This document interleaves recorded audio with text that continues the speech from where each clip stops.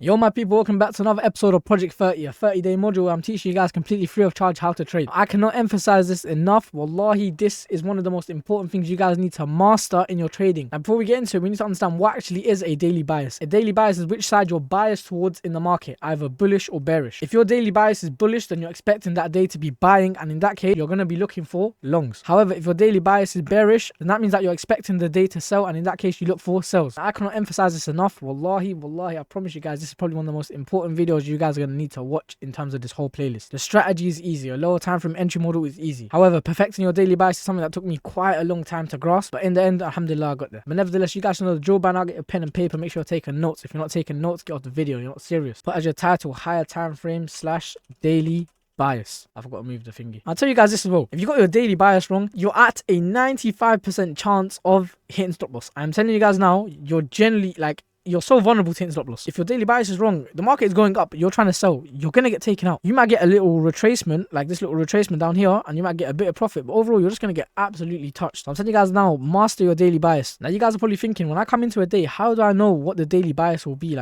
How can I predict what the next daily candle will do? That's quite a lot of information to try predict. Does that make sense? And I promise you guys now, it's not as hard as you think. Let me show you guys what I mean. Now, there's something called respect versus disrespect. Now, as you guys can see, this blue box here is representing a higher time frame PD array. What are the two PD arrays? Fair value gaps and order blocks. So whatever this may be, a fair value gap and order block, it doesn't matter. However, we want to monitor how does price close inside of this fair value gap or order block. So on the left hand side, you guys can see this candle here, it closes and it doesn't close outside of the box. This candle here, the body closes a bit inside of the box. However, it doesn't close outside of the box. However, this candle here, the body closes outside of the box. This is indicating to me that this has now been disrespected, and in that case, we're most likely going to continue going down lower. And same if we were to flip the charts. Let's just say this was a bearish higher time frame PD array. The market has established the PD array. We've just slowly started retracing. I want to monitor how does the candle close. Now, I want you guys to make a very strong note of something. The wick can come all the way up to Jahannam. I don't care. It can go as high as it wants. It doesn't matter. What really matters is how the body closes. The wick can go through the box. It can touch the box. Whatever it is, I don't care about the wick. I'm looking at the body because the wicks do the damage. The bodies tell the story. If the wick was to come up and do something like this, this is just indicating to me that this was just a liquidity sweep. This was just a liquidity sweep to get out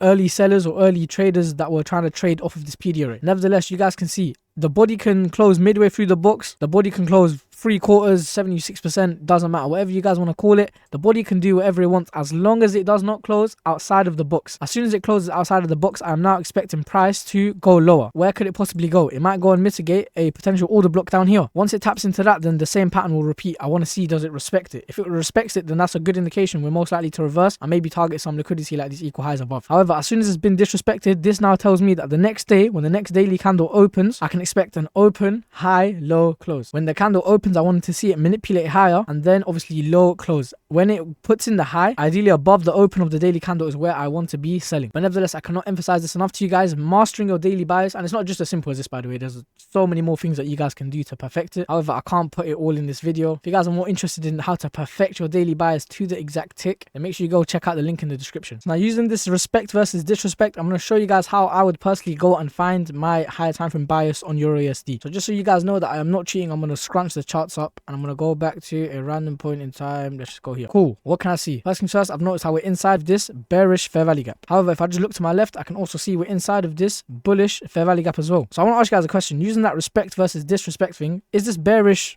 fair value gap being respected or disrespected? So far, it is being respected. You guys can see the bodies are not closing outside of the box. So what does this mean? We're most likely to go down lower because the bearish fair value gap is being respected. However, you guys can see this bullish fair value gap here, is it being respected or disrespected? We're clearly being respected. You guys can see the bodies are not closing outside of the box. So if we're respecting two opposing PD arrays, what is the market going to do? If it can't go up and it can't go down, what's it going to do? It's going to accumulate. In this case, guys, you guys do not want to be trading the markets. So at this point, we'd simply just wait.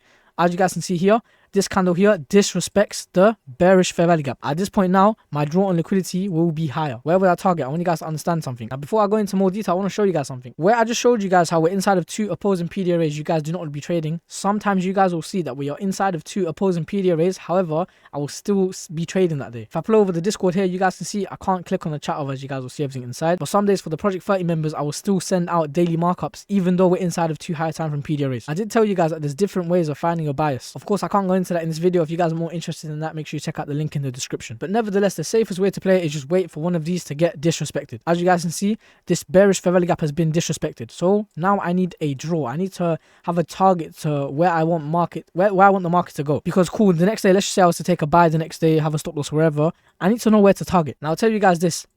Don't try be that guy that says, you know what, EURUSD is going to be bullish and we're going to go all the way back up to this high. Play it safe with your daily bias. Why do I say that? You guys can see this move here is a 180 pip move. This here is your pips. How I do that is I literally just hold shift, I click, and then I literally drag it around. But this here, you guys can see 186. This is your pips. Pips is basically, think of it like centimeters for how far the market's moved. Bit of a weird analogy, but yeah. To put this in perspective for you guys, the average day moves around, this was a pretty good day, 70 pips. I'd say from my market experience, the average day you can expect anywhere from 60 pips to like 60 pips, 50 to 60 pips I'd say. But this is what I'm saying to you guys.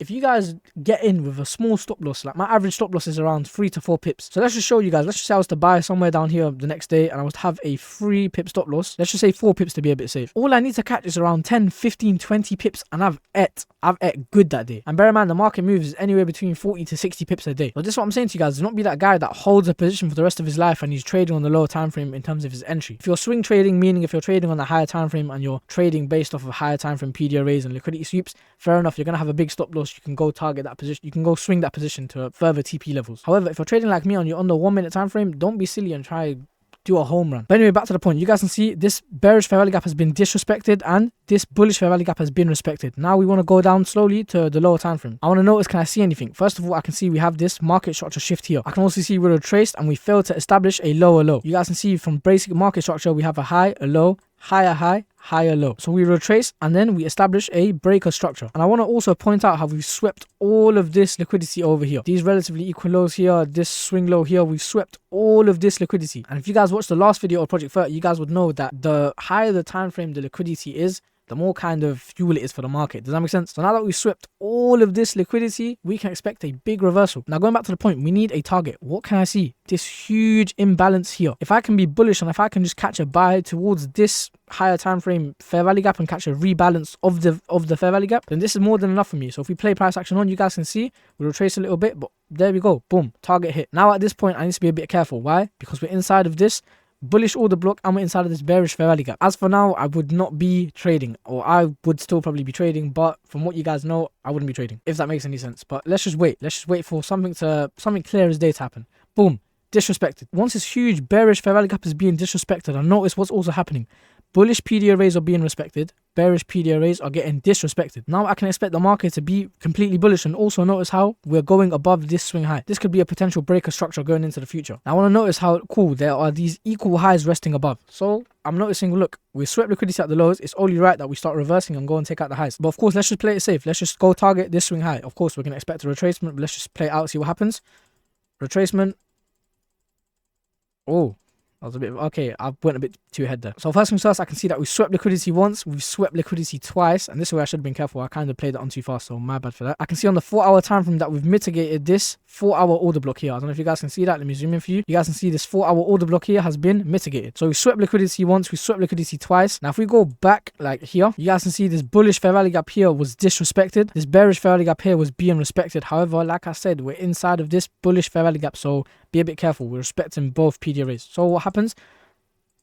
The market chops around for a bit and then boom, we get this market structure shift. At this point, your bias would flip. Why? Because bearish PDRAs are now holding and bullish PDRAs are now being disrespected. As soon as we've got this, we can expect lower prices. So let's play it on. You guys can see we dip down lower. We take out this swing low. However, what I also noticed, there's this unmitigated order block down here. Now, why do I care about this? Because we know that order blocks have to get taken. Not taken, they have to get mitigated. My bad. Also, if I go back to the daily time frame, I can see this huge daily fair value gap is being respected. So what does that tell me? We're most likely to sell off. So using a bit of analysis, a bit of common knowledge, a bit of common sense, that's what I mean. I'm gonna run you guys through this again. We swept liquidity once, we've tapped into this 4-hour order block, swept liquidity twice, we've given this market structure shift. However, on the daily time frame, we're bearish, so we're most likely going to go lower. Where are we going to go target? Most likely this swing low. Why? Because this is early buyers getting into the market. Think of it like this: if we know this order block has to get mitigated, then it only makes logical sense that this swing low gets taken, because we have to go and mitigate the order block. So you guys can see Boom, order block gets mitigated. Now let's go back to the daily time frame. Let's see what's going on. As for now, on the daily time frame, there's nothing much going on. Daily's looking bearish. However, I want to be careful. Why? Because we've swept liquidity again. So as for now, I'm gonna wait. I want to see, does this bearish fair value gap hold? If we play it out, you guys can see. Alright, cool. Bearish fair value gap gets disrespected. However, we're respecting this bearish fair value gap, so we have to be a bit careful. We're in between two high time frame PDRAs right now. I want to wait for more structure to form. Nothing's really interesting to me right now. Now going back to the daily time frame, I can see that there's this bearish fair value gap. It is being disrespected. If we go to the 4-hour time frame, what can I also see? We have swept liquidity towards the lows. We've given a market structure shift, and we have this huge 4-hour fair value gap here. So at this point, we're clearly looking a bit bullish. So my daily bias would be bullish, and I would be targeting these swing highs over here. So if we play it out, you guys can see we retrace.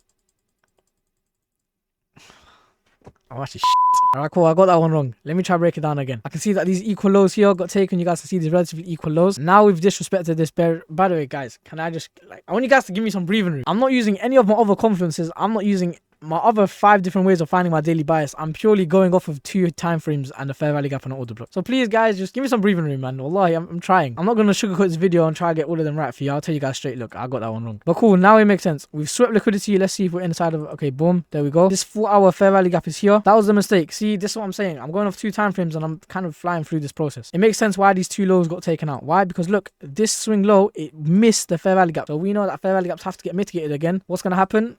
Price is going to take out this swing low and it's going to mitigate the fair value gap. Like I said, guys, my bad. I got it wrong, but I'm still going over it and I'm still showing you guys how you guys could have caught it. If it dumps now, then I'm quitting trading and trading's gambling. But cool, as for now, I'm bullish. These are my drawn liquidities. I can see all of this generated liquidity at the highs. When the market is coming down, you guys can see it's putting in all of these swing highs, inviting all of these sellers into the market. So at this point, if you play it on, you guys can see, there we go. Thank God. Cool, daily bias plays out. We're bullish. Now, what do we do now? Once again, we can read structure. We can see, cool, we swept liquidity at the lows. We've given this market structure shift. We've retraced back into this order block here. Last bearish candle before the big move up. The order block is being respected so far. So far, I'm expecting higher prices on Euro USD. You guys can see this swing high here. It's a very clean draw. Yes, we're inside of this bearish order block. However, as for now, it doesn't make sense for price to continue selling off. Let me explain. Yes, cool, we've swept liquidity. We're respecting this bearish fair value gap. However, like I told you guys, what is the narrative? The narrative is we've swept liquidity at the lows and we've given this market structure shift. This isn't a liquidity sweep to me. Why is that? I want you guys to pause the video and understand, why isn't this one here a liquidity sweep to me? Why is this a breaker structure to me? And no, it's not because this candle closed above the high. I don't really care about that. I'll give you guys 2 seconds to do that. 1, 2, cool. We know that we can only confirm a liquidity sweep with a market structure shift. This liquidity sweep led to a market structure shift. This liquidity sweep failed to lead to a lower low. You guys can see, if we just use basic structure, you guys can see we're making higher highs and higher lows. Why did we retrace and establish a higher low? You guys can see we got a higher low. Doesn't make sense. So as for now, I would be leaning towards buys. This is what I'm saying. Like, in times like this, that's not even a confidence. That's just basic, like, market experience, a bit of market knowledge. But in times like this, you guys have to read price action. And you guys can see, boom, bullish. But nevertheless, I'm trying to show you guys how with daily bias, there's not really a checklist. We see with a strategy, like with my strategy, it's not as mechanical as I say it, as it seems to be. But I'm looking for 1, 2, 3, 4 different things, whatever it may be. If all of these boxes are ticked, then I press the button. However, with daily bias, there's not really like a checklist, like, yo, look for this, look for this, look for this, boom, that's your bias. No, it's not like a formula that you can put in. You have to actually read these charts. And this is what I'm saying. It's kind of hard for me to do it when I'm only looking at 2 time frames, the daily and the 4-hour, and I'm not looking at all my other conferences. But nevertheless, you guys can see how just from reading basic market structure, it makes logical sense where the market is next going to go. As for now, the market is way too bullish. I would hardly expect us to reverse. We're so close to this swing high, so of course I would be bullish. Boom. Okay, that scared me, that little retracement. All of these highs here get taken. Boom. If you guys play it on fast mode, oh yeah, pause. You guys can see, cool. Look, I can break it down straight away.